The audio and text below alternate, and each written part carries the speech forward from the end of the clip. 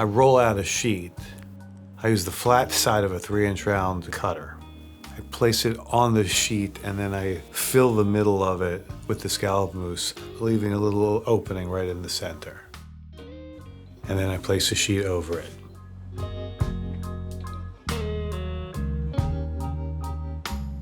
I squeeze out the air, seal the sides, and then I press a little hole right in the middle of it.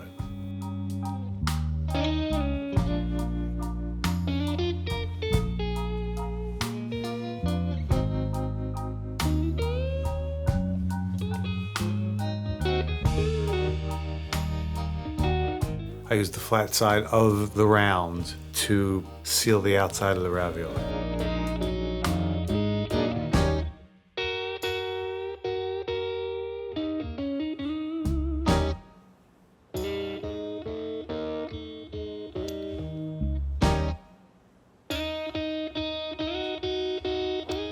And then I slice it into 4-inch squares.